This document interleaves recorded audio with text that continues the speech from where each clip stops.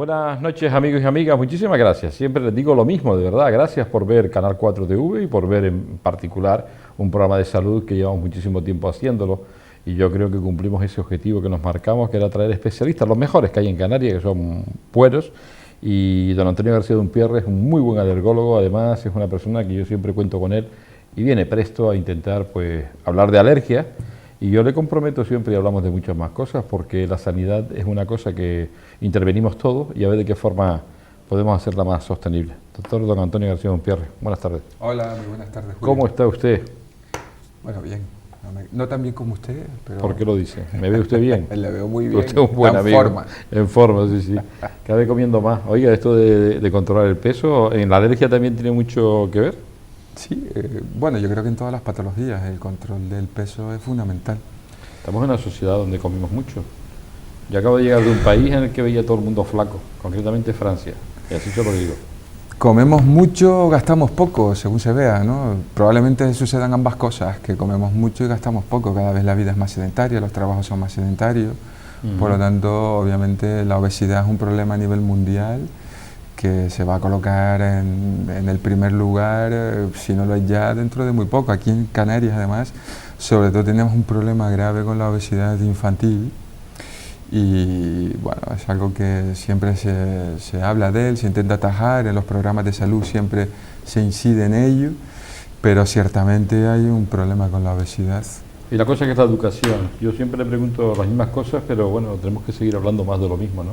La educación sanitaria, intentar que nuestros niños, ya usted lo ha dicho, obesidad, se encuentra la diabetes tipo 2, que hasta siempre ha sido la diabetes del adulto, y ahora encontramos en niños de 14, 15 años, en chiquillos jóvenes, y todo por un tema de la obesidad. Sí. El tema de la educación sanitaria sigue siendo en este país, ¿usted cree, nuestra asignatura pendiente?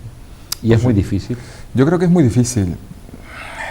Obviamente es una asignatura pendiente porque tenemos que estar implicados todos, no solo la familia, porque muchas veces, las familias son los que inculcan esos hábitos malos, sino todas las instituciones, desde las sanitarias hasta las educativas, las escolares. Hoy día, desde el cole, ya en algunos ámbitos se observa cómo comienzan ellos a entender cómo se distribuyen los alimentos, lo que es la pirámide nutricional, aunque hoy en día tampoco se habla tanto de la pirámide nutricional, pero bueno, se le está enseñando a los niños un poquito a cómo se debe de comer, a cómo se deben distribuir los principios inmediatos, sus hidratos, sus proteínas, sus grasas, pero aún así tenemos un problema muy grave.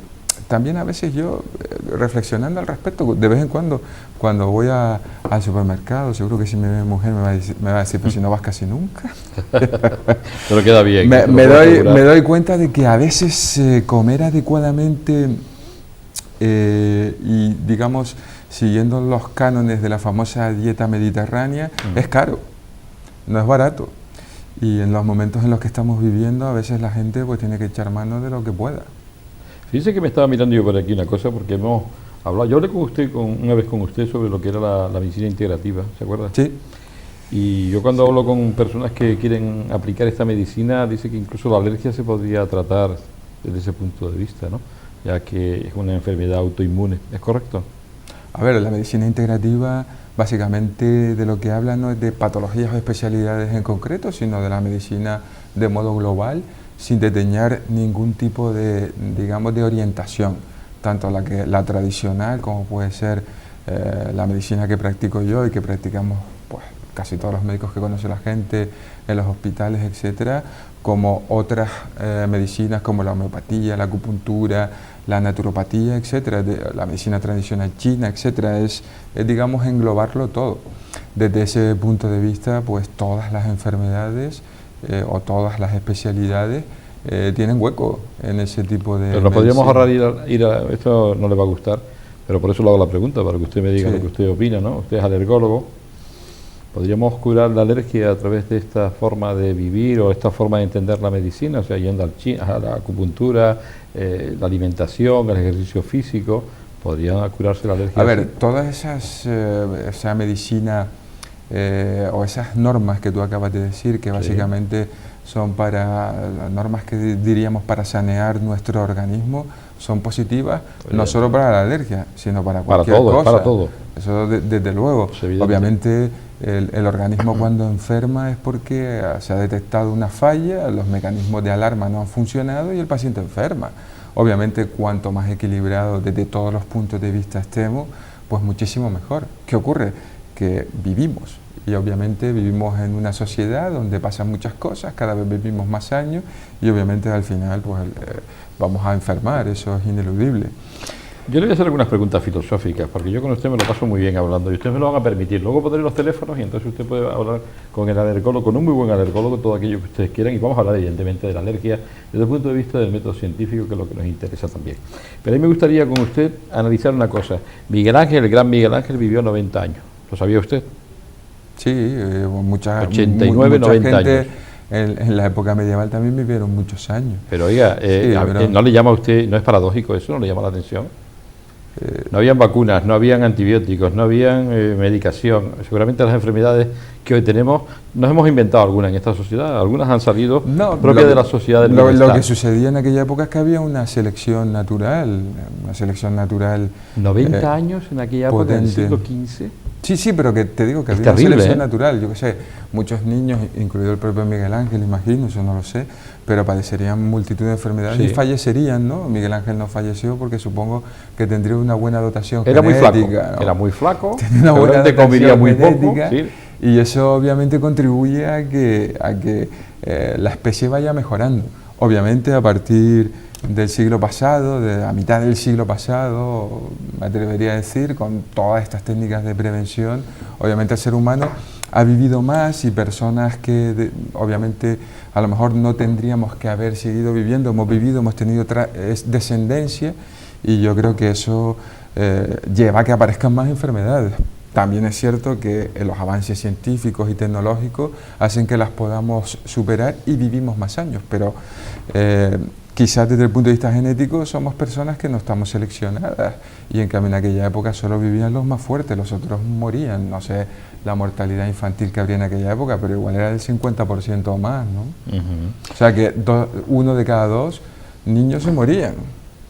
Una de las cosas, don Antonio, que a mí también me gustaría que usted nos comentara es que, a ver cuál es su opinión, porque yo sé que usted lee mucho, estudia mucho y estas cosas seguro que se las ha mirado. El tema del cáncer, ¿no?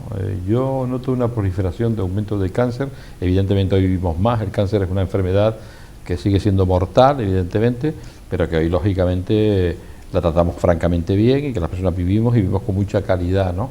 ¿Usted cree que tiene que ver la forma como vivimos, cómo está instaurada esta sociedad en la actualidad, donde las cargas de estrés cada vez son mayores, el nerviosismo, la economía, todo afecta y afecta a la salud? Y eso puede ser una de las del por qué hay una proliferación del aumento de cáncer a todos los niveles. Por supuesto, en la sociedad en la que vivimos, en primer lugar, como decíamos antes, con los avances tecnológicos y los avances sanitarios que hemos tenido, vivimos más. Eso ya es un factor de riesgo para padecer un cáncer. Cáncer de próstata a los hombres, por ejemplo. Claro, los hombres, si vivimos el tiempo suficiente, 80, 90 años, todos tendremos un cáncer. Vamos a tener un cáncer de próstata, sí o sí, lo he contado muchas veces, pero en los Estados Unidos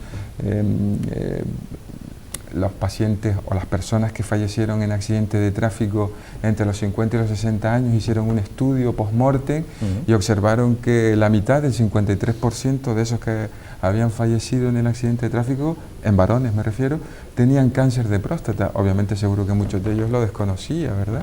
Sí. Eso por un lado. En segundo lugar, lo que hablábamos antes, la selección genética. No existe selección genética porque hacemos que la gente viva más, porque hacemos que esa gente tenga descendencia, con lo cual desde ese punto de vista también somos más débiles desde el punto de vista de la salud.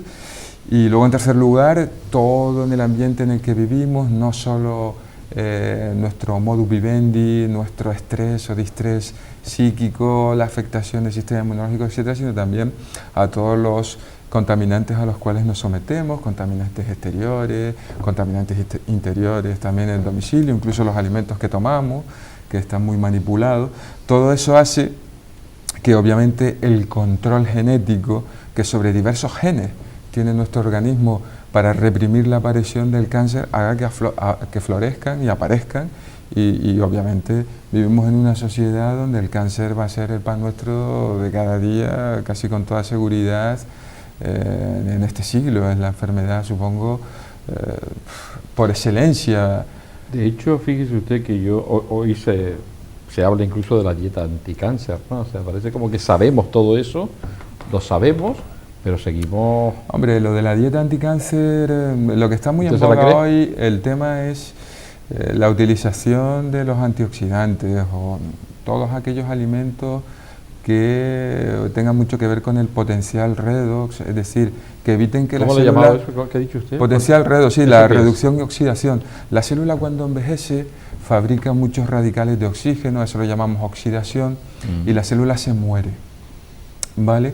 O se transforma en una célula que no queremos que se transforme, ¿no? Y además también se pierde el control de una cosa muy importante que nosotros le llamamos apoptosis, pero que se llama muerte celular programada, es decir, las células nuestras son lo suficientemente inteligentes como cuando se ven en peligro matarse o suicidarse, si se me permite esa expresión. Pues en determinadas circunstancias las células pierden ese control, no se suicidan y se convierten en cancerígenas. Entonces, desde ese punto de vista, digamos, todo lo que tenga que ver con la antioxidación, podríamos llamarlo dieta antioxidante, suplementos antioxidantes, que hay muchos, están muy en boga y salen muchos por la tele, pues digamos que la base científica está ahí, en que nuestras células no se acaben hiperoxidando para que no pierdan ese tipo de controles y no se nos enfermen ni se nos envejezca. También tiene una importante labor aquí esto que se ha llamado ahora de la medicina del rejuvenecimiento, anti-aging.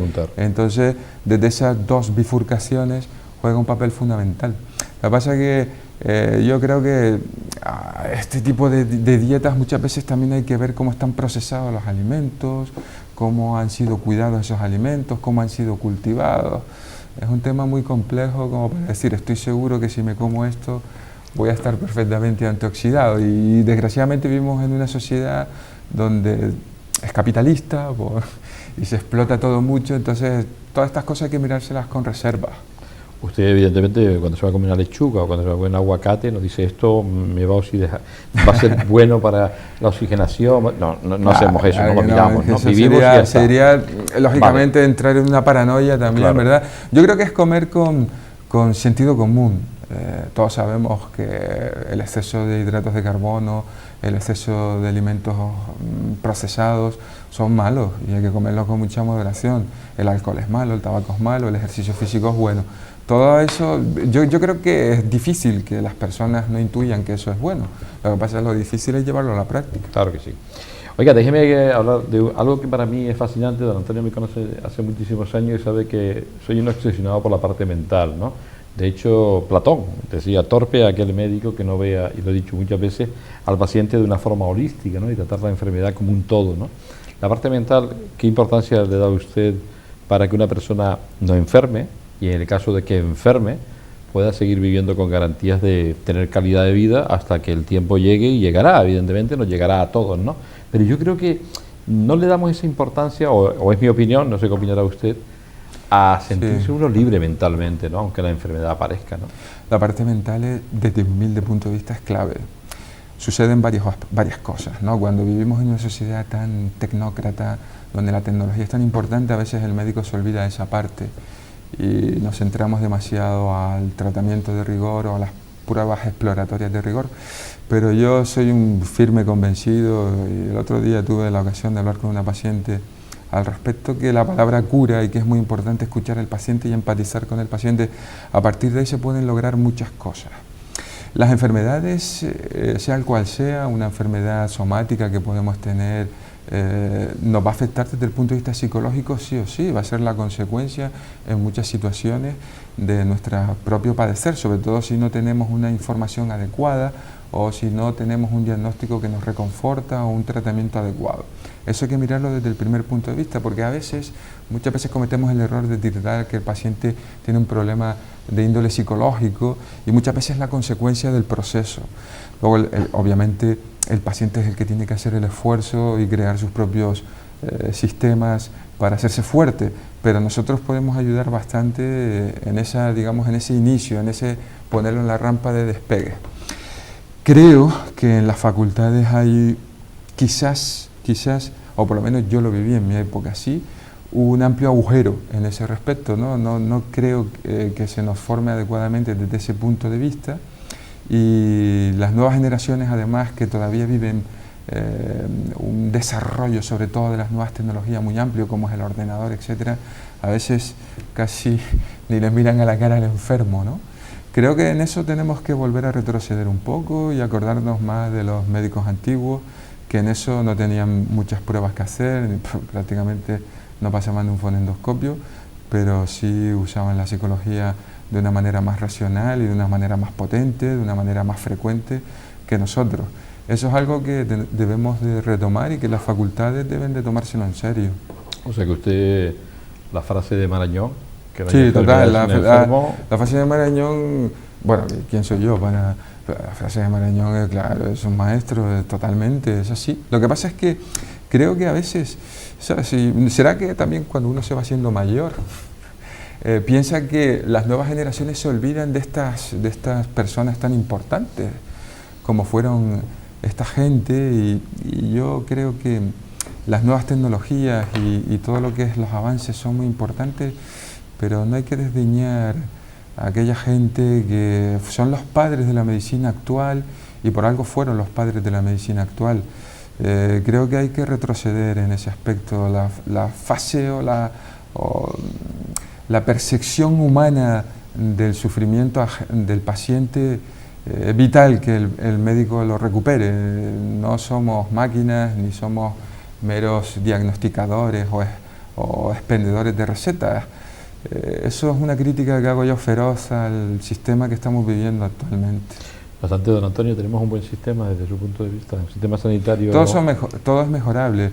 Tenemos un sistema que, si lo comparamos con sistemas de otros países, pues es un sistema al cual el paciente puede acceder sin que le parezca muy oneroso, que está haciendo un gasto económico importante, aunque bueno, lo está sufragando con los impuestos. En otros países pues hay que pagar además, y desde ese punto de vista yo creo que tenemos un buen sistema y tenemos un sistema con todos los avances. Lo que pasa es que es lo que digo siempre, en el momento actual, con la crisis mundial que hay, no sé si este sistema se acomoda a lo que los grandes gerifaltes, que van más allá de los gestores políticos, lo desean, ¿no? Parece como que hay la intención de capitalizar todo de alguna manera, y quizás la sanidad sea una de las cosas que esté en el punto de mira en un futuro. Espero equivocarme, pero la sensación que me da es que pretenden que forme parte del negocio mundial. Ya digo que aprovecho, don Antonio, para preguntar lo que quiero. Aquí no hay nada pactado, usted me lo permite. ¿Ustedes son capaces de salvar vidas, los médicos? ¿Y qué tipo de médicos salvan vidas? Mira, yo cuando reflexiono al respecto siempre pongo un ejemplo que quizás la gente nos pueda entender más y sea el más representativo. Una neumonía, ¿no? Una neumonía, o a veces una infección de orina, si quieres, en un paciente mayor, un ancianito, lo puede matar, porque puede acabar en una sepsis, y los antibióticos lo curan. Los antibióticos lo curan, ¿no? Es un ejemplo sencillo que las personas pueden entender. Se produce la restitución ad interum, casi es el ejemplo más paradigmático de lo que me acabas de preguntar. Si no, en caso contrario, si no hubiese esos antibióticos, muchos fallecerían. Con lo cual, sí. Con lo cual cura, hombre, por supuesto. O sea, el médico cura, el médico salva vidas. Después hay enfermedades que no se pueden curar, ¿no? Todo lo que son enfermedades de la esfera autoinmune son muy complejas, y lo que hacemos es pelear e intentar reducir la morbilidad del proceso y mejorar la calidad de vida del enfermo. Pero estas patologías, sobre todo las infecciosas, sí. Fíjate, ahora me acabo de acordar, ¿no? Fíjate, yo recuerdo que cuando yo empecé en el Pino, que fue el boom del SIDA ahí a principios de los 90, se morían muchísimos, todos los pacientes que nos ingresaban con el síndrome de inmunodeficiencia adquirida, casi todos fallecían, y si no fallecían en los subsecuentes ingresos. Y hoy día es una enfermedad que los pacientes viven, es verdad que es una enfermedad crónica, pero con los antirretrovirales modernos viven. Oiga, hay una cosa que, ¿por qué los médicos, o algunos, o no sé, tienen prisa en actuar siempre? O sea, una molestia en el pecho y ya, cuidado, es aquí, y a lo mejor te ves en una mesa de un cateterismo, o hay un bultito, esto hay que enseguida, y vemos que ya a lo mejor empezamos a dar radioterapia y este tipo de cosas. Las prisas, y por eso de que se dice, no, hay que actuar con rapidez, siempre con rapidez. A veces la rapidez esa nos puede llevar también. Yo creo que además eso se ha trasladado a que el propio paciente tiene un... No, tráteme con prisa, tráteme... Pero y bueno, tranquilo, pero las prisas, bueno... O adelántese a lo que me pueda pasar, ¿no? Exacto. ¿Usted no cree que hemos perdido un poco el norte con todo esto? Que no quiero decir que muchas veces hay que actuar con celeridad, claro que sí, pero ahora es siempre celeridad. Por eso en los servicios de urgencia sobre todo se prioriza, ¿no? Hay diferentes códigos para priorizar, etcétera, y se intenta cribar. Yo creo que en ese aspecto se está haciendo un esfuerzo importante. También sucede que cada vez, no sé si porque vivimos en una sociedad de la información, se tiende a practicar en determinadas circunstancias una medicina, digamos, más defensiva, porque se observan muchos problemas, ¿no? Entonces, bueno, pues a veces, digamos, la expansión o la utilización de múltiples pruebas, pues parece que de alguna manera hace que nos cubramos. Yo creo que lo que hay que actuar es con sentido común, y la historia clínica y el escuchar al paciente, explorarlo, es el principio de todo, ¿no? Porque luego hay pruebas sencillas que escudriñan muchas cosas y que a veces nos olvidamos, ¿sabes?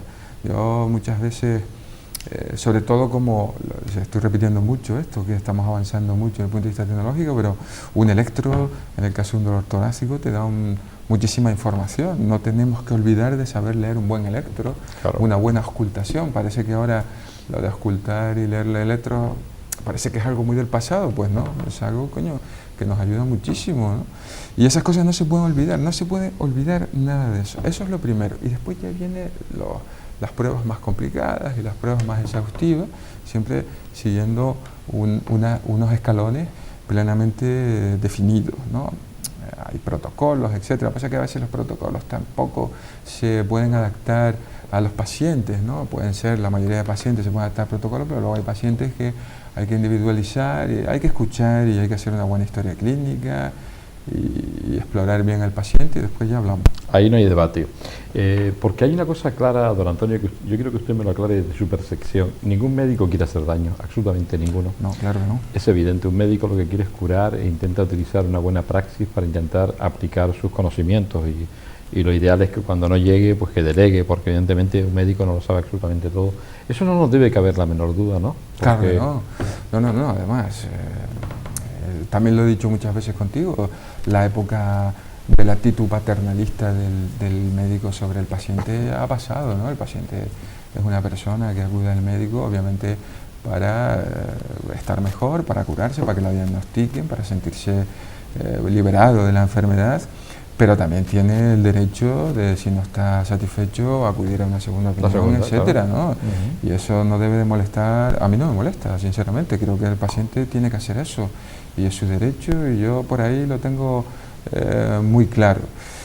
Lo que pasa es que, por ejemplo, un ejemplo típico de iatrogenia es ingresar en un hospital. A veces ingresas en el hospital y adquieres una infección, ¿no? Todos hemos tenido esa experiencia, a lo mejor lo típico, un niñito que a lo mejor te va con un problema respiratorio, ingresa en la planta y bueno, pues hay un bichito, un rotavirus que te hace que te contraigas una diarrea y se te pone malo de unas diarreas por un rotavirus, y el niño venía por otra cosa, ¿no? Es un ejemplo, puede pasar con las infecciones de orina en los hospitales de adultos, y eso es iatrogenia, pero obviamente eso es inevitable y hay que intentar minimizarlo, pero en los hospitales hay bichitos, ¿no? Obviamente. Claro. Fíjese una cosa, yo estaba ahora en casa cuando me disponía a venir hacia la tele, y estaba viendo la televisión y estaban dando una muy mala noticia, ¿no? Un chico de 24 años acaba de morir haciendo prácticas de moto. Ah, sí.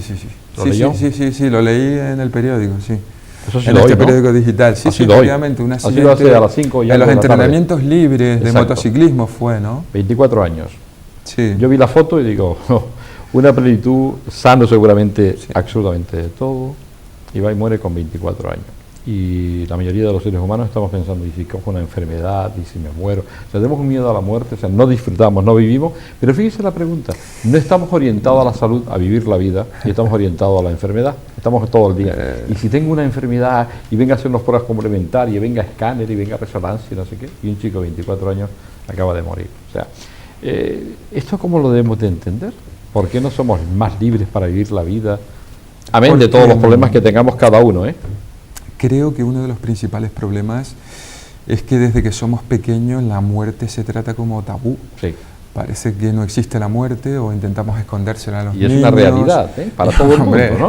¿O no es una realidad? Es una fase más de la vida y desde ese aspecto, desde ese punto de vista, tienen que educarnos. Se debe de hacer y se debe hacer en los colegios, se debe hacer en los hospitales, se debe hacer, forma parte, ¿no? De hecho hoy día pues hay psicólogos, expertos o especializándose en estos temas de la tanatología. Hay mucha gente, yo me he encontrado con muchos pacientes que, bueno, vienen a la consulta por otra cosa, pero muchos tienen un duelo patológico franco y evidente, ¿no? Y cada vez lo observo más, o será que a lo mejor uno se hace más empático, y me doy cuenta que el duelo patológico es algo que la sociedad lo vive con una frecuencia muy grande. Y eso eso desestructura mucho, horroroso. se pasa muy mal, ¿no? El duelo patológico es terrible. Y yo creo que el tema del duelo patológico viene desde la niñez, viene desde que no nos hablan de esto, de que lo vemos como un tabú, de que lo vemos... Y pienso que desde ese punto de vista debemos de realizar un esfuerzo educativo importante, porque obviamente si no lo tratamos vamos a vivir siempre con esos miedos, más miedo que se ve desde las épocas, desde que somos pequeños, desde que son niños. Yo veo niños que tienen miedo a cualquier cosa, me refiero a cualquier cosa de su salud, ¿no? Cuando no debería ser así, porque la mayoría de problemas son bastante leves, pero creo que hay un déficit a la hora de hablar de este tema muy grande, y eso hay que trabajarlo. Debería formar parte de los planes de salud de estos que se hacen muchas... No, es que es algo normal, es que es algo vital. No es normal. Yo sé de gente... No se vive como normal, pero todos sabemos que vamos a morir y que eso es una realidad de nuestro ciclo vital. Parece que los médicos lo tienen claro, pero después resulta que ustedes también son muy, en ese aspecto, muy aprensivos, ¿no? O sea... supongo que habrá de todo, Julio, quiero decir... ¿Usted eso lo tiene asumido? ¿Lo ha ido trabajando? Yo lo tengo asumido, pero fue un aprendizaje. El aprendizaje es cuando empiezas a trabajar, bueno, depende de donde trabajes, ¿no? Cuando empiezas a trabajar, si haces mucha labor de urgencia, si haces... Pero usted nos tocaron a nosotros. Sí, pero a mí sí me tocó eso al principio, en el Pino, ¿no? En el Hospital del Pino hacíamos muchas guardias y yo viví eso. Y entonces, claro, convives bastante con la muerte y además en situaciones en las que, bueno, pues pacientes jóvenes fallecen y eso te enseña que, bueno, pues es una realidad que puede suceder en cualquier instante o cualquier momento y que es así y que hay que digerirlo y metabolizarlo y que forma parte de tu ciclo vital. Yo recuerdo a mi madre cuando estaba la pobre al final ya me decía, yo quiero descansar, yo quiero que me dejen. Yo pienso que todos, lo entiendo, que todos luchamos, ¿no? La experiencia personal que tengo es que nadie se quiere morir, que todo el mundo lucha. Nadie se quiere pero morir. También tengo la experiencia que llega un momento que esa persona dice, basta. Lo pide. Basta. Si ya está bien. Sí. Esto no es forma de vivir, ¿no? Yo necesito descansar ya. Y lo que pasa es que, claro, el tema es lo de siempre, ¿no? Las personas que lo viven desde fuera no lo ven así, pero la experiencia que tengo con los enfermos, llega un momento en que el paciente dice basta, luchan todos hasta el final y llega un momento que dice, mira, ya esto no puedo más. Usted está más porque, esto es una pregunta que le hago a usted porque me gustaría que me la hicieran a mí, porque ¿usted cree que el paciente debe saber lo que le está pasando cuando llega la enfermedad? Y eso puede ser además bueno que sea así, ¿no?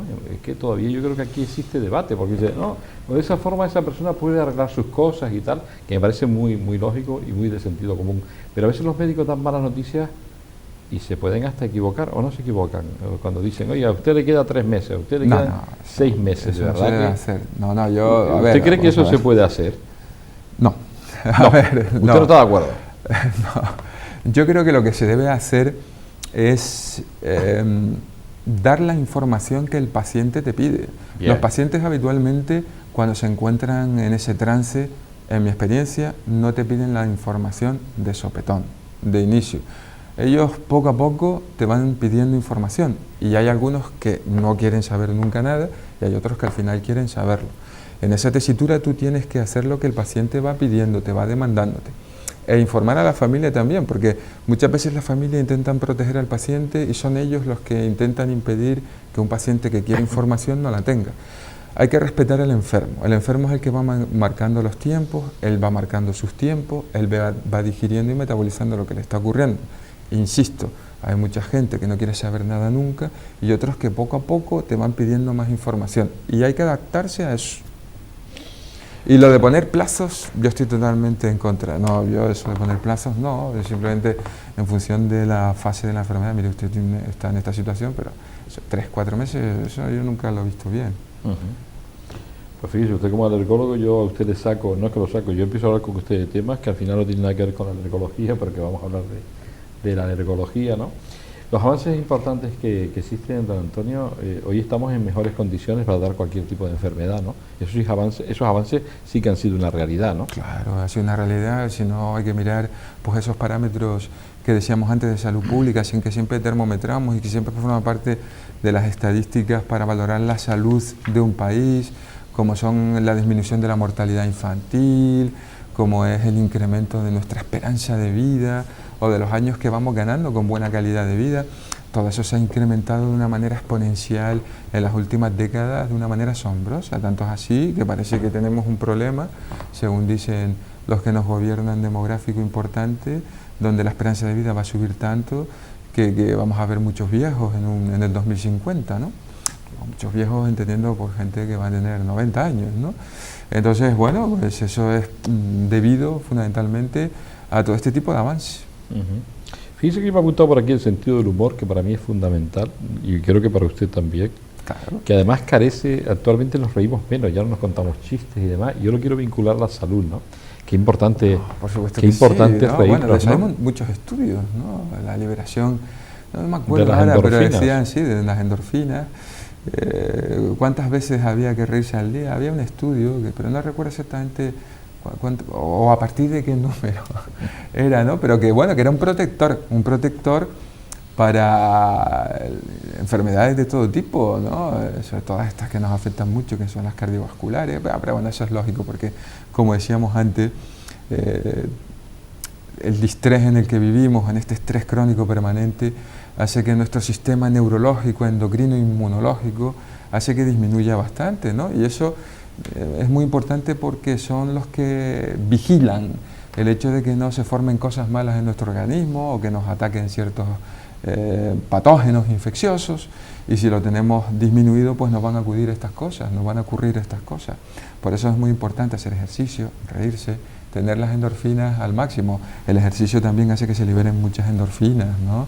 De hecho, mucha gente te lo cuenta cuando va a hacer un ejercicio determinado, dice, uy, qué pereza me da, pero cuando lo hace dice, uy, gracias a Dios que lo he hecho porque me he sentido muy bien. Esas son las endorfinas, ¿no? Así es, como también el hecho, fíjese una de las cosas que quiero comentar con usted, porque como se está haciendo mayor, lo ha dicho usted, no lo he dicho yo, que ha ido cumpliendo años. Prefiero a que me hago mayor como médico, ¿no? Cuando ya llevas, yo llevo 25 años en esto, entonces claro... ¿Son muchos 25 años? No, fíjate que yo estaba el otro día también, estas cosas que le da uno por pensar, y digo, pues quizás estos ya 25 años hace que uno vea esto de una manera mucho más real, ¿no? Mucho más real y con mucha más madurez, y yo creo que es una buena cantidad de años en la profesión para llegar a una madurez como médico grande. Lo estaba el otro día reflexionando con mi mujer, que también es médico, Sí. Y estoy convencido, fíjate, estoy convencido, ¿no? Porque al principio es verdad que crees que, bueno, que crees que puedes salvar a cualquier persona, ¿no? Probablemente Al principio cuando cuando eres un médico joven, cuando eras ostras, joven, te frustras muchísimo, ¿no? Te frustras enormemente, te frustras mucho cuando se te muere alguien, ¿no? Y bueno, pues poco a poco vas madurando y vas entendiendo y vas siendo médico, ¿no? Y yo creo que esta es una buena edad desde ese punto de vista. Usted tiene una hija, perdone que... Sí, tengo una hija de 7 años, sí. ¿Te gustaría que fuera médico? Me gustaría que fuera lo que ella quisiera, ¿no? ya les digo que va a ser... Me gustaría... pero se me va por los cerros de Úbeda. Me gustaría que fuera lo que ella quisiese, ¿no? Yo no voy a intentar quitarle ninguna idea. Lo que pasa es que los niños muchas veces, pues, y sobre todo con esta edad tan pequeña, pues ven que sus padres son médicos y el otro día, pues, hicieron un trabajo en el cole y me hizo gracia porque al parecer tenía que hacer un trabajo de lo que querían ser de mayor y ella dijo que quería ser alergóloga, ¿no? ¿Dijo eso? Lo cual, pues, siente un orgullo, pero a la vez dice... Eso es sistema de creencias, ¿eh? Eso es lo que vive, lo que ve el entorno, ¿no? Sí. No dijo médico, sino dijo alergóloga, me hizo gracia. Y, bueno, eso es porque se está criando en este ambiente, ¿no? Supongo que cuando sea adolescente, pues tendrá criterios más potentes para decidir. Tengo que ir a publicidad. Los alergólogos están hechos de otra pasta, fíjese, son diferentes a otros médicos, a otros especialistas. ¿No? No, lo único que pasa muchas veces con la alergia es que nos vienen pacientes que tienen patologías de otro tipo. Quizás seamos de las especialidades que ven patologías de otro tipo. Muchas veces los pacientes vienen casi como último remedio a nosotros y a veces lo que tienen son otras patologías. Entonces, desde ese punto de vista, sí que hay que afinar un poco y ver al paciente de una manera más integral, más holística, como dices tú, porque vemos pacientes con patologías de otras índoles. O sea, que hacer a veces diagnósticos diferenciales y llegar a acertar en ese tipo no es fácil. A veces no es fácil. No. A veces no es fácil porque hay muchos síntomas que te hacen pensar que son una alergia, entonces el paciente te viene como tal y resulta, ahora mismo estoy acordando de una paciente que tengo que lo que tiene es un problema en la glándula suprarrenal y venía porque tenía un angioedema y lo que tenía era otra cosa, ¿no? Entonces... o sea, que es clave ahí investigar. No la miras, claro, entonces puedes cometer un error, ¿no? Bueno, vamos a ir un momento a publicidad. Les puedo asegurar que a la vuelta vamos a hablar de alergia. Yo aprovecho, don Antonio no lo puedo tener siempre aquí, y llegar a estas reflexiones yo creo que es muy importante para hacer pedagogía sanitaria. Lo que sacan ustedes sus propias conclusiones, como no puede ser de otra manera. Pero bueno, hoy hemos hablado de muchos temas, hemos tocado muchos palos que tienen que ver con la sanidad y con la salud. Y a mí me parece que es importante que vayamos entendiendo, y yo saco un resumen de muchas cosas de lo que ha dicho don Antonio, desde mi punto de vista, que la salud mayoritariamente depende de nosotros, de lo que hagamos, de cómo nos cuidemos, de cómo pensemos y de cómo intentemos desarrollarnos. Y todavía eso parece ser que no lo terminamos de entender, porque queremos ir al médico y el médico es el que nos da la solución. Yo creo que eso ya, don Antonio, ha ido cambiando, ¿no? Es lo que te decía antes, ¿no? Está que claro, ¿no? Hoy día nosotros ponemos en la rampa de despegue al paciente y más allá de dar órdenes damos consejos y luego el paciente tiene que hacer su esfuerzo. Nosotros es intentar ponerlo en la rampa de lanzamiento. El paciente puede, por supuesto que puede. Claro que sí, y que la responsabilidad después es compartida evidentemente, pero sobre todo la tiene el paciente. Nosotros somos un apoyo que el paciente necesita para saber lo que le pasa. La angustia mayor de un enfermo es no saber lo que le pasa. Oiga, dígame usted qué me pasa. Una vez el paciente, aunque sea algo malo, pero sabe realmente lo que le pasa, las cosas cambian mucho. Total. Mucho. Entonces, lo más importante es eso, saber decirle o alcanzar ese diagnóstico para que el paciente sepa. Y esa es para mí es la clave fundamental. Sí. Bueno, pues don Antonio Dompierre para mí es uno de los mejores alergólogos que hay a nivel nacional. Creo que sabe mucho, ha estudiado mucho, es un hombre muy listo. Ya lo ven ustedes, es verdad, no es peloteo, es lo cierto, y por tanto yo creo que es suerte para nosotros tener un alergólogo de la categoría don Antonio García Dompierre, aunque la alergología en Canarias goza de muy buena salud, hay muy buenos especialistas, sin duda, pero yo tengo uno de los mejores aquí, y ahora vamos a hablar de la alergia puntualmente, porque el tiempo me lo he comido, para luego poner los teléfonos y que si alguna persona quiere llamar y preguntar alguna cosa del tema alergológico, bueno, pues aquí tenemos al doctor García Dompierre. Nos vamos un momento a publicidad y en unos instantes estamos aquí otra vez con todos ustedes.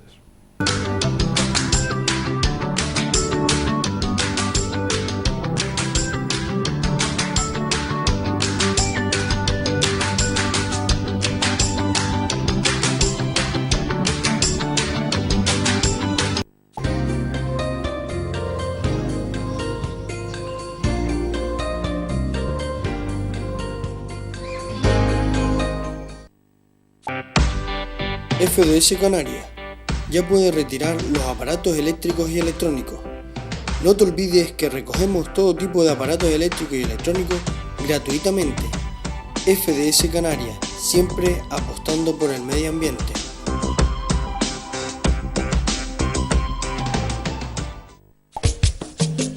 Hola, saludos, soy Juan Santana. Recordarles, todos los viernes por la noche a partir de las 9, el programa Calentito, aquí en Canal 4. Procuren estar con nosotros, los viernes por la noche a las 9. Calentito, ¡au!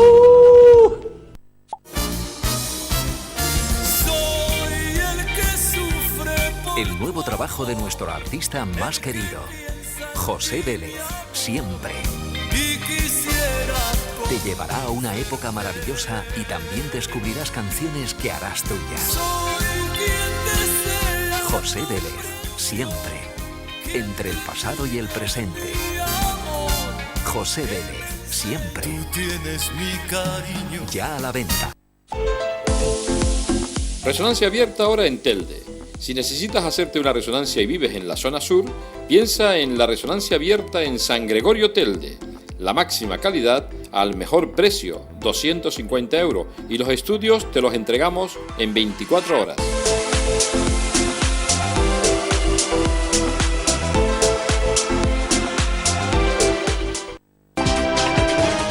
Si buscas toda la actualidad política de Canarias y toda la información sobre los eventos sociales, culturales o deportivos de la sociedad canaria, la encontrarás en los informativos de Canal 4 Televisión.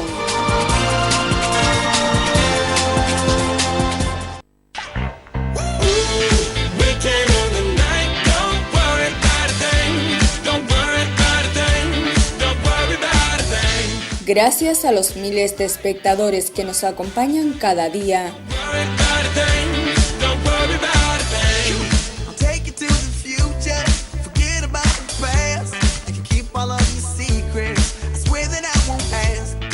Rompemos límites y expandimos horizontes.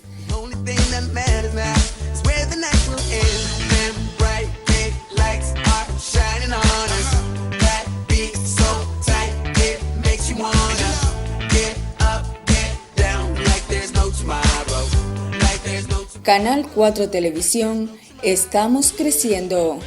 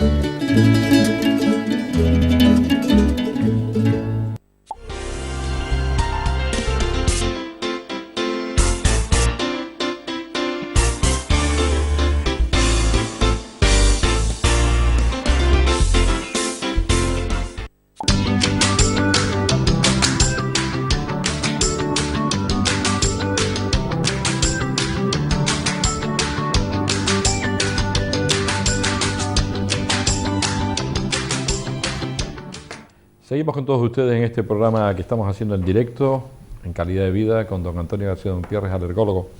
Yo le voy a pedir ahora a mis compañeros que pongan el teléfono del plató. Vamos a hablar de alergias, pero Vamos a dar prioridad si ustedes llaman, porque ya don Antonio ha estado aquí muchas veces, hemos hablado de alergia, vamos a tocar algunas cosas importantes, algunos temas que sean prioritarios en el mundo de la alergia.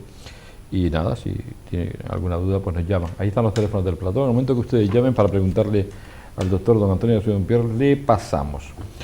Don Antonio, no voy a empezar por delante, voy a empezar por atrás, ¿verdad? Sobre el tema de la alergia. ¿Las alergias se curan? Depende. Depende. Si estamos ante un paciente, por ejemplo, un niño de 10 años con una rinitis alérgica por un ácaro en concreto, es decir, un monosensibilizado, y se le instaura la inmunoterapia, se puede curar. Se puede curar. Puede estar pasando de que una persona esté teniendo un tratamiento, me da exactamente igual el que sea puesto por un alergólogo y no mejora. Podemos decir que, lo decíamos al final de su actuación, de que a veces pueden ser las causas, otras hay que investigar y ver qué es lo que está pasando ahí, claro. Porque los tratamientos son infalibles, tienen que ir bien siempre. No. No van siempre bien. Claro, el problema básico, sobre todo que es lo que conocerá más la gente de las vacunas o de la inmunoterapia, es que la vacuna tiene que estar bien puesta, ¿vale? Porque o sea, que si está mal puesta, si está mal puesta fracasa, y entonces mucha gente tiene esa idea, ¿no? Las vacunas no sirven, pero realmente cuando lo analizas es que la vacuna no se debería haber puesto. ¿Entiendes? Entonces, primero, hay que ver a lo que es el paciente alérgico, pero no solo eso, sino saber si ese alergeno a lo que el paciente es alérgico es lo que le está molestando. Me explico.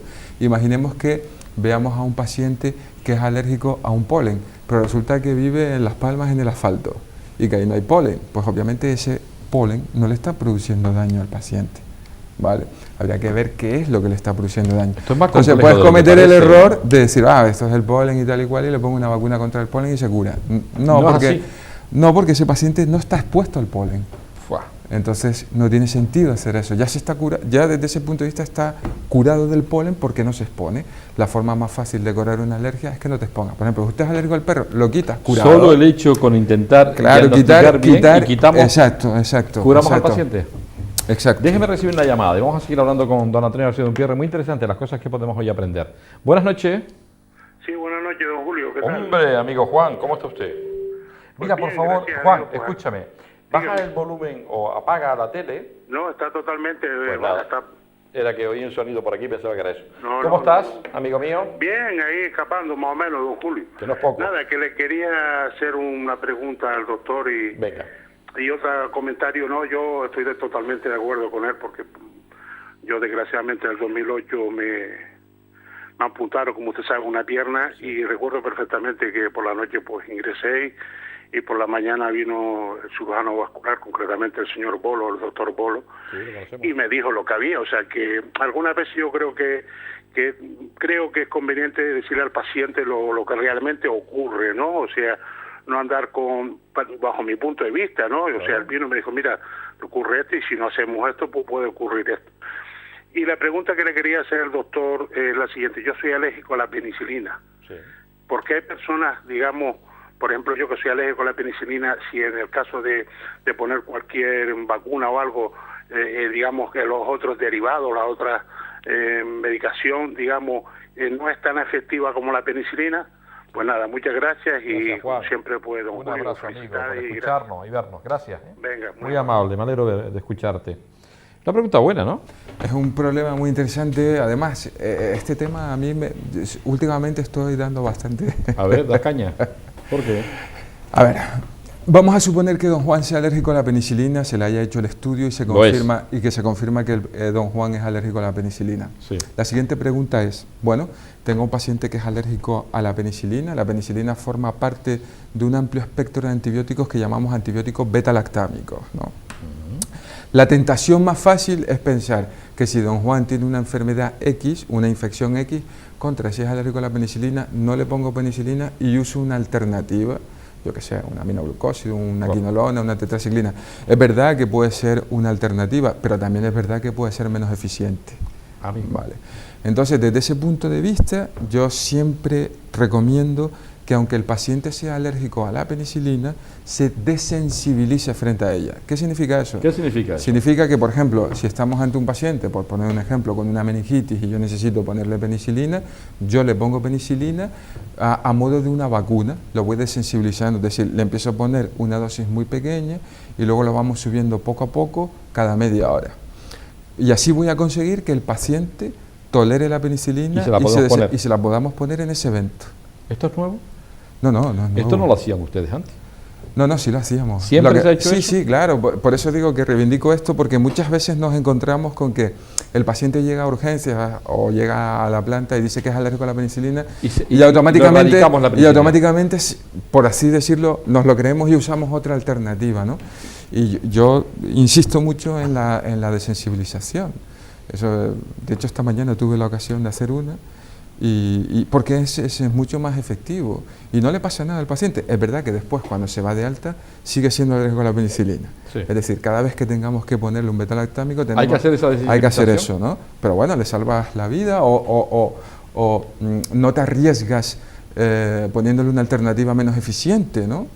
Eso es muy interesante, lo que estás diciendo. Claro, por eso te digo que últimamente estamos intentando impulsar eso, porque sobre todo cuando el paciente ingresa cuando tú tienes una infección que no necesitas un ingreso, que te trata el médico de familia, en el centro de salud, sí que las alternativas no pasa nada, ¿no?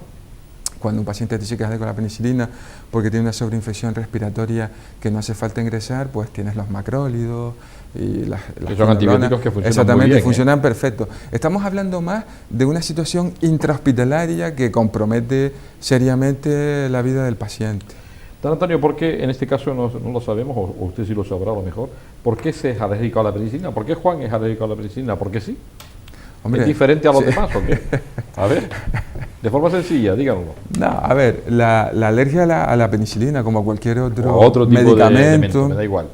Como cualquier otro medicamento, se contrae por el hecho de tomarla. Es decir, ningún paciente nace siendo alérgico a nada en concreto.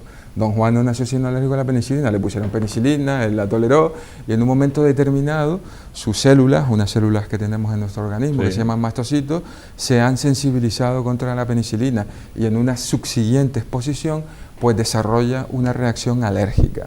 ¿Eso por qué sucede? Pues fundamentalmente sucede primero por la toma y en segundo lugar porque tiene una dotación genética que le predispone o le favorece a desarrollar esa respuesta que no es una respuesta habitual, que es una respuesta desviada, ¿no? ¿Uno se puede hacer alérgico de mayor? O sea, claro, yo no soy alérgico a nada, yo he comido marisco, no es que me guste excesivamente, y llega un momento en que un día me pongo a comer marisco y me enciendo todo, incluso pudiendo haber peligro. Es curioso eso, porque muchas personas tienen la sensación de que la alergia tiene que ser una enfermedad de niños, y no es así. La alergia puede pasar a la edad que sea. De hecho, es de peor pronóstico cuanto más mayores somos, curiosamente, y te puede aparecer a cualquier edad. Yo tengo pacientes de 70, 75 años que dices, Dios mío, ¿cómo es posible que haya debutado con una alergia? Y debutan con una alergia, porque no hay que olvidar que siempre que hablamos de una alergia como buena enfermedad autoinmune, es una exaltación del sistema inmunológico, es decir, es un exceso de producción de defensa contra algo que no hace daño. Obviamente la idea que todos tenemos preconcebida es que conforme vamos cumpliendo años todo baja, ¿no? Y la producción del sistema inmune también debería bajar. Pues hay pacientes con esas edades que desarrollan una enfermedad alérgica y una enfermedad autoinmune de otro tipo. ¿Qué está pasando? Digo que estamos haciendo preguntas así, están los teléfonos ahí por si usted quiere preguntar algo sobre el tema de la alergia, ¿no? Don Antonio, hay gente que está con el fuchi permanentemente. Yo, además, a veces incluso... El fuchi.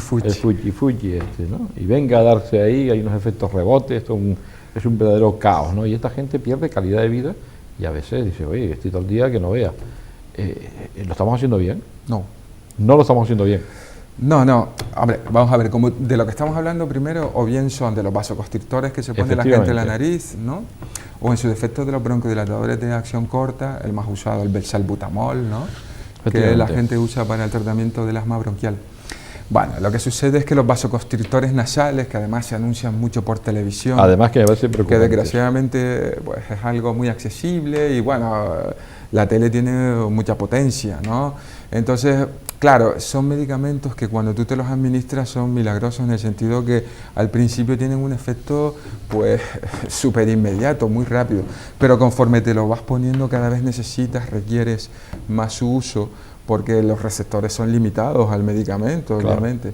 Entonces se acaba produciendo, más allá de los 5 o 10 días de su administración, una hiperemia por rebote. El paciente se pone peor y acaba teniendo una rinitis medicamentosa, que llamamos, que luego es difícil de tratar, no es fácil, porque deshabituar al paciente de un vasoconstrictor es complicado. Entonces el vasoconstrictor siempre tiene que ser pautado por un médico. Siempre, no puede ser utilizado de esta manera como lo estamos usando hoy día. Además, te voy a contar una anécdota al respecto que me acabo de acordar cuando hacía guardia. Sí. Recuerdo una de un pacientito que tuvo un infarto de miocardio y entonces siempre nos llamaban al médico de guardia por la noche porque le dolía el pecho, pensando que era una angina, posinfarto, bueno, estas cosas que a veces son complicadas. Claro.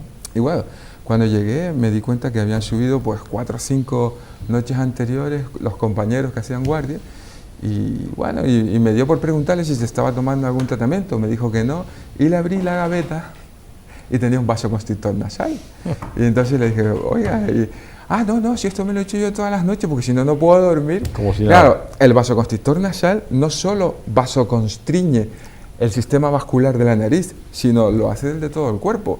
Con lo cual estaba produciendo una vasoconstricción en las coronarias y por eso le dolía el pecho. Evidente. Entonces, siempre tiene que ser prescrito por un médico y siempre bien manejado, no más de 5 o 10 días.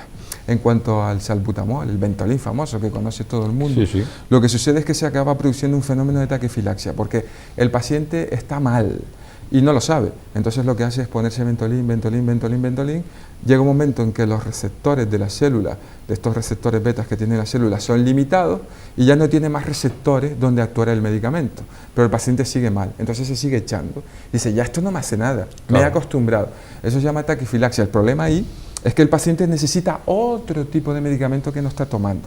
Cuando el paciente tiene que usar más de 2 veces al día o más de 2 días seguidos el salbutamol, debe usar otro tratamiento o debe acudir al médico para que le paute otro tratamiento. Don Antonio, yo creo que estas cosas se hacen, ¿no? Se hace, lo que pasa es que muchas veces los pacientes no acuden. Date cuenta que esto es una enfermedad crónica. Todas las enfermedades crónicas, a veces la adherencia al tratamiento es compleja de llevar a cabo, ¿no? El otro día, ya sé que esto no tiene mucho que ver, observé cómo ha salido la polipíldora esta para el tratamiento de la prevención secundaria vascular, donde meten un inhibidor de la enzima conversora de la angiotensina, un hipolipemiante y ácido acetilsalicílico, y todo encaminado más allá de conseguir que la galénica sea la adecuada, que el paciente cumpla el tratamiento. Evidentemente. Pues a nosotros nos pasa algo parecido, ¿no? Entonces, cada vez lo que se ha tendido es a que vengan los medicamentos justos en el mismo spray, juntos, para que el paciente no se olvide de ninguno, no se acabe aburriendo. También tenemos que son pacientes jóvenes, muchos de ellos, y cuando somos adolescentes, sobre todo los varones, pues siempre nos creemos que no estamos enfermos, que somos fuertes y que esto de estarme poniendo un spray me debilita o me hace a ojos del resto ser una persona débil. Todo eso hace que haya que trabajar mucho desde ese punto de vista con estos pacientes. Están muy delimitadas las parcelas de lo que son las patologías que trata el alergólogo, pero muchas veces se cruzan, ¿no? Estamos viendo... Se cruzan muchísimo. Muchísimo. Por ejemplo, las rinitis alérgicas o las conjuntivitis, que parece que las trata el oftalmólogo, ¿están más en manos del alergólogo? A ver, siempre digo lo mismo al respecto. Los oftalmólogos, los otorrinos, que ven muchas de estas patologías, los neumólogos, pero sobre todo los oftalmólogos y los otorrinos son cirujanos también, ¿no? Entonces tienen, digamos, un ámbito de acción más en el quirófano, ¿no? Vale. Entonces muchas veces los pacientes nos los mandan a nosotros, acaban en nuestras manos, ¿no? Ellos tampoco tienen herramientas diagnósticas a veces suficientes como para llegar a la conclusión de que es una alergia, y entonces es una impresión muchas veces visual por la afección en los ojos o por cómo están los cornetes, que están más grandes, que tienen la mucosa pálida. Entonces te los envían y haces el estudio. Digamos que es una orientación distinta, ¿no? La alergia no se opera, por lo tanto en un quirófano no podemos arreglar eso. nos encargamos nosotros, pero sí que es verdad que muchas veces se solapa porque hay multitud de tipos de conjuntivitis, hay multitud de tipos de rinitis, aunque la más frecuente es la alérgica, pero hay otras muchas, Sí. y hay que establecer un diagnóstico diferencial al respecto. Vamos a recibir una llamada, don Antonio. Buenas noches. Buenas noches. Dígame, señora. Hacerle una pregunta al doctor. Venga, formule la pregunta. Vale, mire, antes estaba hablando del café y esa droga me la quitaron a mí porque soy hipertensa. Sí. Y ha tenido, como no bebí, me mandó una cucharadita apenas de Nescafé descafeinado, pero a mí eso, como tenía la ilusión del café, eso a mí no me hace nada. Estaba sentada aquí en el sillón, pero con una bobería tan grande que me tuve que levantar, tomarme un vaso de agua con azúcar, porque la chispa podía más que creo que podía. Pero bueno, a lo que íbamos.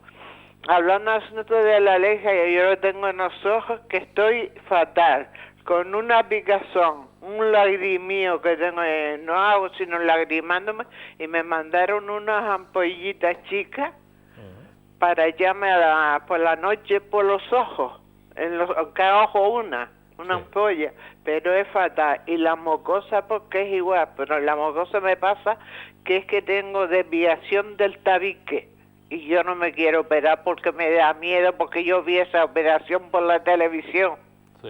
mandando con un martillo y un escoplo, y eso, como quiera que sea, impresiona. No se ríe que te estoy viendo. Y esta es la que me queda nada más. Mira, hace más de un mes que me estoy tratándome con mi médico cabecera, 2 nespes que tengo en el brazo, y me ha hallado 3 clases de pomada y que no se me ha querido quitar. Esto, a ver qué solución me da el doctor. Pues muy bien. Y Pues, muy buenas noches y muchas gracias. gracias, niña. Gracias por llamar. Bueno, son muchas las preguntas que ha hecho. A mí, Sí, 3 preguntas hizo, ¿no? tres La preguntas. conjuntivitis, la rinitis y un herpes. Y no nos olvidemos, Entendí del, bien, no ¿no? nos olvidemos del café. No nos olvidemos del café. El café es adictivo. Entonces... Pero a veces da un destellito en el cerebro que te mantiene. Sí. Vamos a ver. Porque De hecho, hay aquí es estudios... todo prohibido, don Antonio, No. todo prohibido. Yo sé que ha dicho la señora que es hipertensa y sabemos que el café puede aumentar un poco la tensión arterial, evidentemente. Sí, no, hay estudios ¿O no? además, hay estudios además que hablan de las propiedades antioxidantes, como antes hablábamos del café, ¿no? Y que previene el ictus. Vi un estudio hace poco que decía que prevenía el ictus, ¿no? Claro, a dosis Sin adecuada, pasarse, ¿no? Como siempre hablamos.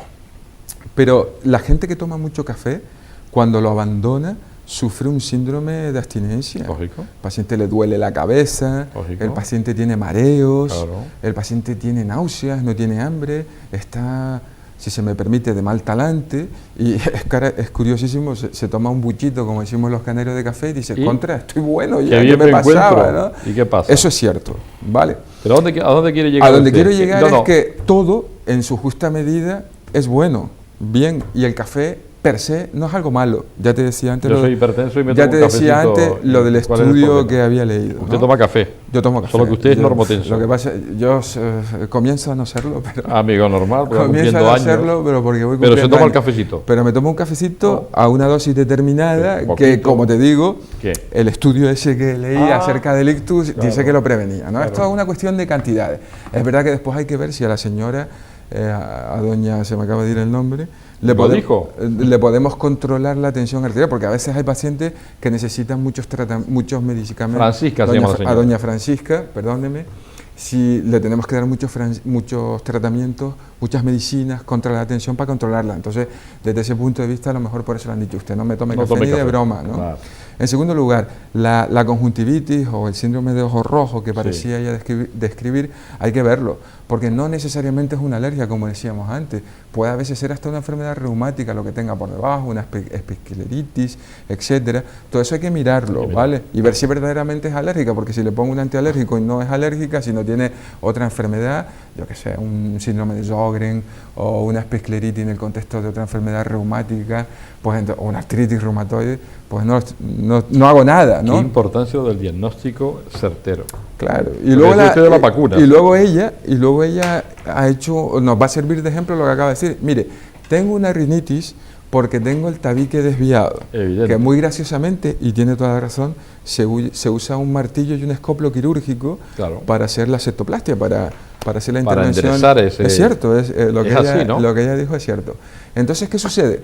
Que nos podemos encontrar ante un paciente con una rinitis, como doña Francisca.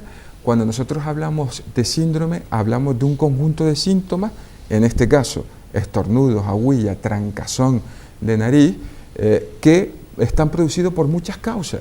Una de ellas es estructural o anatómica, como lo que le pasa a doña Francisca, que es que tiene el tabique desviado.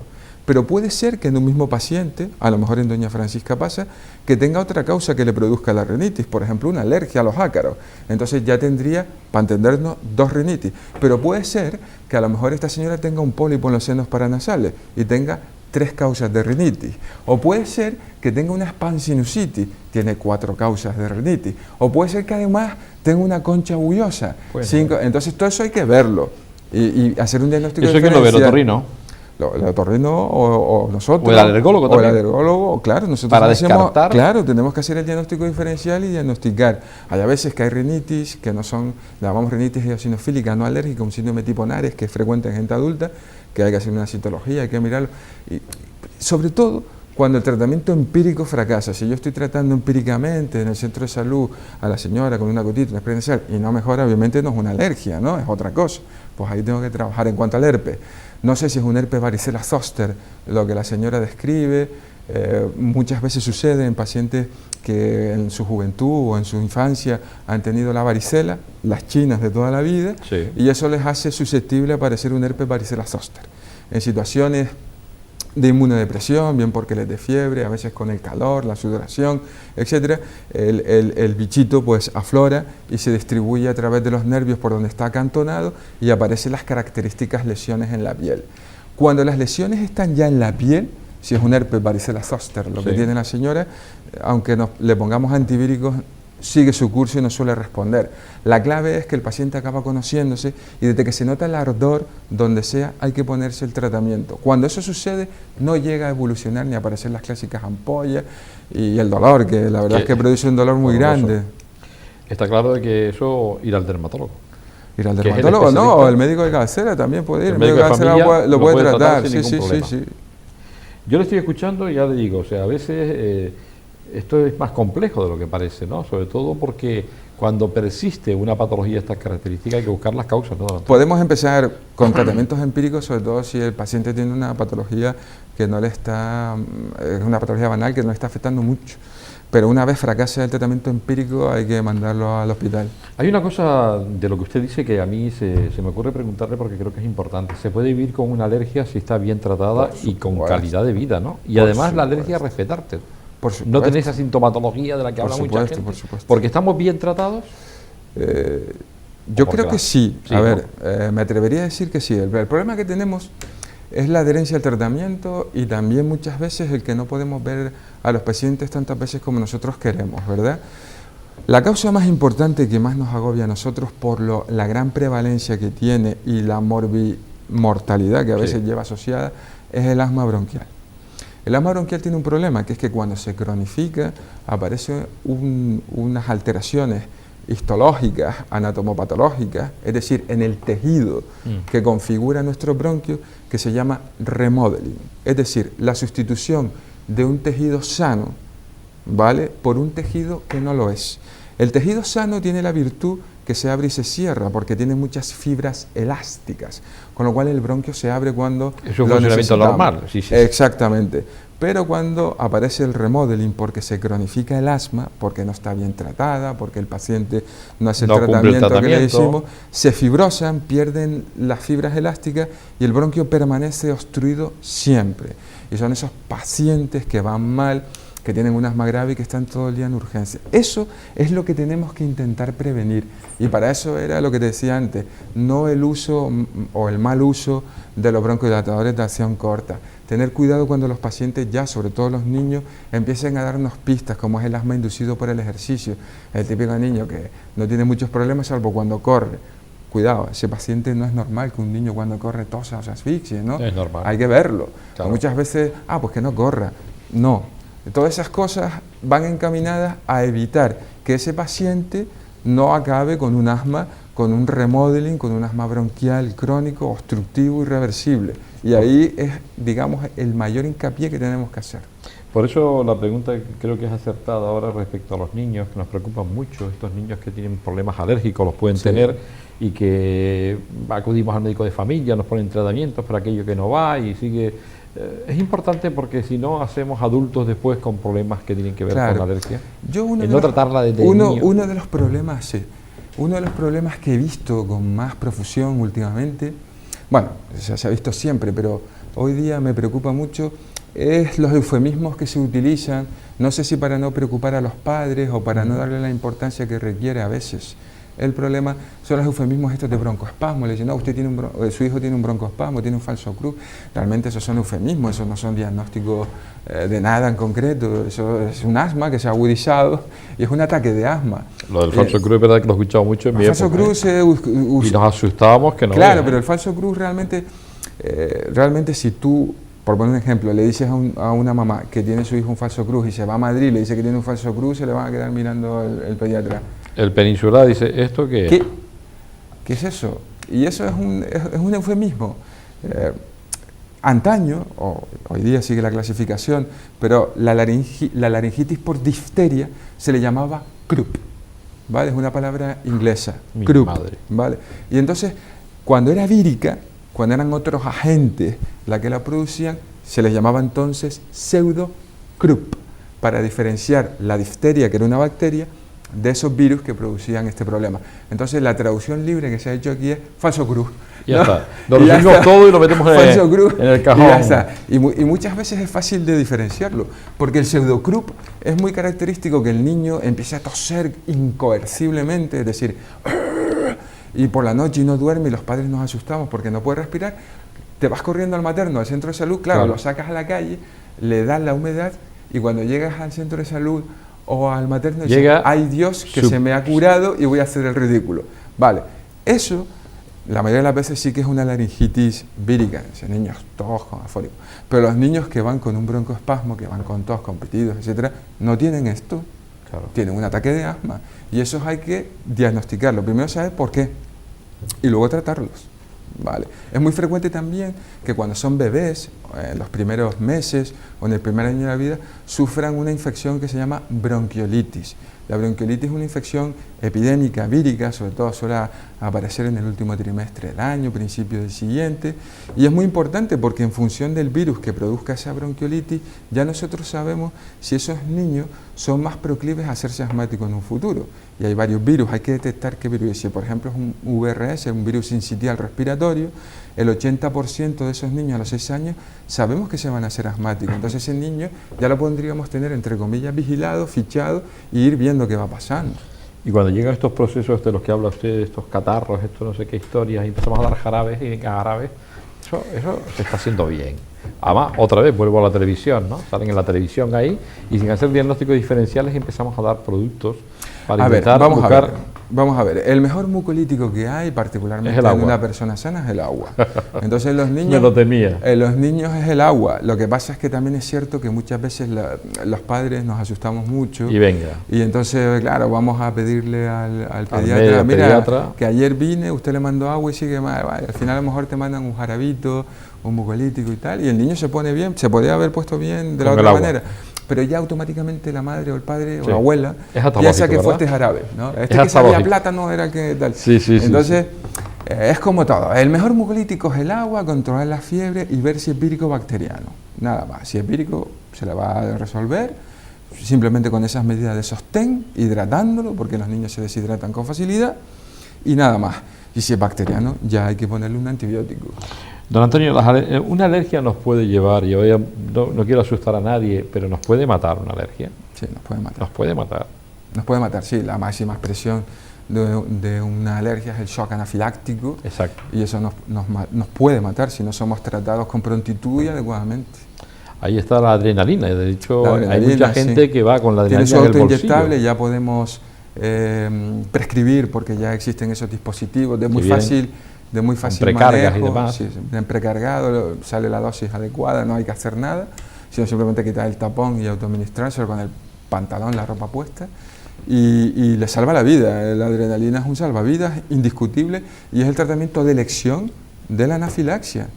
Es el tratamiento de elección de la anafilaxia. Luego se ponen los corticoides, el Urbazol de toda la vida, pero eso, para evitar la respuesta bifásica que sucede entre las 12 y las 36 horas posteriores, sí, aunque no ingeramos o no inhalemos el alergeno que nos ha producido esa anafilaxia, porque las células cebadas, los mastocitos, se vuelven a recargar. Para eso se pone el corticoide, no para la reacción aguda. Para la reacción aguda es la adrenalina y el corticoide es para evitar esa respuesta tardía que aparece más o menos en un tercio de los pacientes entre las 12 y 36 horas posteriores. ¿Cuál es la sintomatología para que usted como alergólogo o cualquier otro alergólogo o un neumólogo, también me lo puede usted aclarar, diagnostique un asma bronquial? Dice usted, este niño tiene un asma. El asma bronquial es un diagnóstico clínico, ¿no? Son pacientes que tienen tos, asfixia, pitidos, a veces les duele el pecho. Entonces, es verdad que los niños, como son jovencitos y no han padecido, digamos, este proceso de manera crónica, ni llevan muchos tiempos con el asma, suelen ser grandes tosedores. La tos no productiva, característicamente nocturna, que interfiere con el descanso, que es emetizante, es decir, que les induce el vómito y que se desencadena cuando corre o cuando se ríe o cuando llora, ya es bastante premonitorio de que eso hay que estudiarlo porque probablemente estemos ante un asma bronquial, ¿vale? Porque en los niños no se producen todos los síntomas o no les da un ataque y empiezan con esta asma atípica, entre comillas. Pero esas cosas este tipo a veces a mí me ha pasado. Escuche, yo no quiero entrar ahora en la psiquiatrización, estás hablando de intermediafisia. Tiene que existir unos criterios, criterios. Son pacientes que empiezan a toser, que no se les corta, que no duermen, que vomitan, que no pueden correr. Con relativa frecuencia. Vale. No, y que a los padres les hace consultar muchas veces, ¿no? O sea, que lo que pasa es que es verdad que muchas veces se trata como un catarro, ¿no? Vale. Mucolítico. Pero eso al final da la cara. Ese asma da la cara. Indiscutiblemente da la cara porque vas a acabar con un ataque o una agudización grave de su asma y vas a acabar en urgencia. Vale. Son niños que, o padres ahora que nos estén escuchando y que pueden, algún día puede pasar, porque tampoco aquí lo que se trata es de hacer prevención y de no alarmar, que pueda ocurrir. Tenemos niños que tienen una carencia y que no van a ser normales y que eso mi hijo tiene un asma. Yo mire, pero es que yo recuerdo eso antaño sí, que nos decían, es que mi hijo es asmático. Y después llegué algún día a oír que se había muerto un niño que era asmático. Y vaya drama. Eso hoy no es así, ¿no? Desde finales de los 80, principios de los 90, que se inventaron los dispositivos actuales que requieren pocas dosis de tratamiento. Eso no debería suceder. No debería suceder. ¿Sucede? Hay personas... ¿Sucede? Sucede a veces porque existe un prejuicio frente a los tratamientos que arrastramos del pasado. Es muy frecuente que personas mayores que vivieron o experimentaron lo que era tener un hijo asmático o un hijo epiléptico, que muchas veces esos dos estigmas iban de la mano. No que sean enfermedades que debuten en el mismo paciente, sino que estaban estigmatizadas porque los tratamientos eran difíciles y los pacientes no iban bien. Pues muchas de esas gentes de esa época, claro, cuando le dices que su hijo es asmático, su nieto es asmático, se alarman muchísimo porque los tratamientos eran malos, tenían muchos efectos secundarios, los niños no hacían deporte, se ponían gordísimos, etcétera. Yo siempre digo lo mismo, Michael Phelps, que es un nadador muy importante, que no sé cuántas medallas ganó y batió el récord de Max Speed en las anteriores Olimpiadas de Londres, es asmático. Solo digo eso. Asmático que se trataba, evidentemente. Que se hacía, se ponía su fuchi. Normalmente a los niños siempre le mandamos la natación porque es el ejercicio que menos induce el asma. Es un ejercicio poco asmogénico porque siempre vas, digamos, no tienes obstáculos, no hay cuestas, y siempre puedes ir al mismo ritmo si lo deseas. Entonces a un paciente o a un niño asmático siempre le recomiendas la natación. Además fortalece la musculatura accesoria de la respiración, que son los músculos intercostales, los esternocleidomastoideos, los escalenos, y todo eso facilita que el paciente se vea protegido de la enfermedad. Entonces, automáticamente un niño asmático hoy día es un niño absolutamente normal que va al médico de familia, al pediatra o al alergólogo o al neumólogo para que su vida sea exactamente igual a la de sus compañeros. Esta pregunta se la tendría que hacer un otorrino, pero se la voy a hacer a usted. Y me pongo en primera persona. A mí me quitaron las amígdalas, o sea... A mí también. Pero eso tiene una historia también curiosa. La historia que, tiene bueno. una historia también curiosa, y es porque... ¿Cuál es la historia? La historia curiosa es... Bueno, tenemos que remontar a la época franquista para Claro, esto, claro ¿no? que sí. Porque nosotros, usted y No era yo- Franco el que me quitó las amígdalas. No, no era Franco, pero la orden Eran los médicos. poco más o menos la dio él. No, digamos que nosotros que nacimos con Franco, Sí.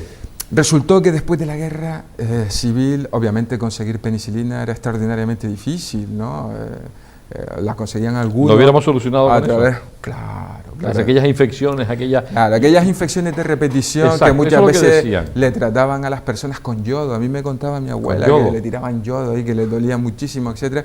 Eso dio pie a que apareciese la fiebre reumática. ¿Verdad? Es decir, los pacientes con amigdalitis de repetición por estreptococo betamolítico pueden acabar haciendo una fiebre reumática. Y la fiebre reumática, para no aburrir mucho, Sí. es una enfermedad que además de afectar a las articulaciones, a la piel y al sistema nervioso central, afecta al corazón. Y era una causa muy importante en los años 60, 70 de recambio valvular. Aquello que decían, me operaron a corazón abierto. Cierto. Entonces, bueno, ¿qué dijo Franco? Como tenía el Marqués de Villaverde, que era un cirujano vascular o cardíaco de la época, pues dijo, le arrancamos las amígdalas a todos los chiquillos y así Y no va a tema haber, solucionado. no va a haber fiebre reumática y no Ni tenemos, nada. y no tenemos que operarlos a corazón abierto. Entonces, yo Disparate. creo que todos los que nacimos en los 60... Nos arrancaban las Nos amígdalas. arrancaron las amígdalas. Haciéndonos un flaco favor. Sí. ¿Verdad? Por eso... Hoy día la indicación es tener 6 o más episodios de faringoamigdalitis con el test del estreptococo betamolítico hecho. Es el único criterio que se utiliza hoy día para... O que las amígdalas sean tan grandes que el niño tenga Hombre, claro. apnea y no pueda respirar por la noche. O sea, Ahí está justificadísimo. tenga apnea del sueño. Solamente. Esas son las dos. El resto... no debe estirpársela. Pues yo lo pasé francamente mal. Y yo porque casi, además a mí me pusieron- tuvieron que transfundir. Lo recordaré toda la vida, me pusieron una máscara mascarita negra aquí de Lozano, agarrándome esa, horrible, y sí, me sí. produjeron un estado de Eso se asfixia recuerda toda la vida. Toda la vida. Es como Yo una tengo- pesadilla. ¿sí? Además creo que tengo una claustrofobia debido a Sí, eso. sí. Qué mal lo he Sí, pasado sí, con sí, la sí. dichosa respiración. Oiga, también es una pregunta para hacer Otorrino, pero lo voy a hacer a usted. ¿Hay alguien que nos enseña a respirar? ¿Respiramos bien? No, respiramos mal. Respiramos mal. Respiramos muy mal. Eso es cierto, ¿no? Yo a veces con los pacientes, porque bueno, cuando le hablas de esto la gente tiende a pensar, me está contando de la respiración, etcétera. Respiramos mal. Entonces, hoy día afortunadamente, tanto la respiración... Me han dicho que le haga una señal para que se me acerque más para acá. Ay, y pero- ahora me dirá, y lo dices así, ya está. ¿Está Vale. bien ahora, Kevin? Disculpe usted Qué que... fácil lo hice, ¿verdad? Seguro que me he rodado, yo Sí, me sí, muevo usted- mucho yo al creo que hablar. estoy muy cómodo. Nos tenemos que marchar, ¿eh? Hemos pasado una Claro, hora lo y que te media. decía es Yo he que aprendido- es muy importante la respiración, ¿vale? Sí. Y sobre todo la respiración, hay que aprender a respirar con el diafragma, eso que es Efectivamente. extraordinariamente Y difícil. por la nariz, ¿no? sobre todo, ¿no? Entonces el pilates ayuda mucho y el yoga. Yo El mando pilate. mucho a mis pacientes a hacer pilates y yogas. Oiga, lo del Yoga. pilate, estoy asombrado. Y de hecho estoy haciendo gestiones para traer a un buen amigo médico. Me dijo que va a pilate a una profesional buenísima y la quiero traer porque la excelencia del pilate no Sí, hay sí. ya, como digo yo, no hay debate, ¿eh? Nos No hay tenemos debate, que marchar. Don Antonio García Dunpierre, muchísimas gracias. Muchas Hemos gracias a aprendido usted, don Julio. muchísimo. Muchas gracias, un placer. A don Antonio García Dunpierre lo encuentran trabaja en la pública, pero está en el Hospital Santa Catarina. Un gran alergólogo, en serio. Si tienen un problema de alergología, acudan a él porque seguramente recibirán un diagnóstico diferencial correcto, que es lo que buscamos, y luego que las cosas vayan bien. Nos marchamos. La semana que viene tendremos otro especialista de la categoría, don Antonio García Dunpierre, y seguiremos trayendo a los mejores para que ustedes estén informados. Recuerden que siempre lo primero es ir al médico de familia y que exista eso, lo que se llama, el que lo puedan ocultar y hacer esto que es tan importante que el médico le vea, ¿no? Y le trate. Sean felices, por favor. Buenas noches y hasta el próximo programa. Adiós.